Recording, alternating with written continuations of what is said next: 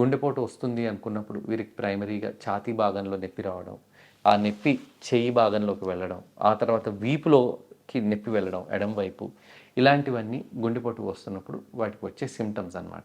అదే టైంలో బ్లడ్ ప్రెషర్లో హెచ్చుతగ్గులు జరుగుతూ ఉండడం, తర్వాత విపరీతంగా చెమటలు రావడం, ఇలాంటివి కూడా జరిగే అవకాశాలు ఉంటాయి.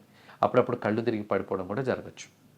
సో అందుకోసము ఖచ్చితంగా మీరు దగ్గరలో ఉన్న హాస్పిటల్ని అప్రోచ్ అయ్యి వెంటనే ఒక ఈసీజీ తీసుకోవడం ద్వారా మనకి ఎలాంటి గుండెపోటు లేదు అని మనం వెంటనే నిర్ధారించుకోవచ్చు. అప్పుడప్పుడు ఏమన్నా డౌట్ అనిపిస్తే వారు చిన్న రక్త పరీక్ష చేసి troponin I or troponin T అనే టెస్ట్ పంపిస్తే గుండెపోటు వచ్చిందా లేదా అనేది కూడా మనకు ఒక అర్ధగంటలో తెలిసిపోతుంది.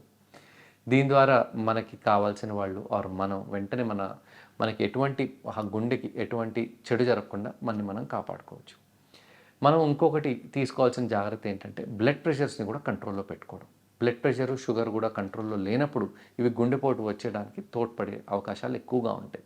సో బ్లడ్ ప్రెషర్ని ఎప్పుడూ 140/90 కంటే తక్కువగా పెట్టుకోవడం, షుగర్ 3 మంత్ షుగర్ యావరేజ్ హెచ్బిఏవన్సీని 6.5కి దగ్గరలో పెట్టుకోవడం, ఫాస్టింగ్ని ఎప్పుడైనా 120 లోపల కంట్రోల్ చేసుకోవడం, తిన్న తర్వాత మనం చేసుకునే రక్త పరీక్షలో 180, 160 కంటే తక్కువ ఉంటే మరీ మంచిది.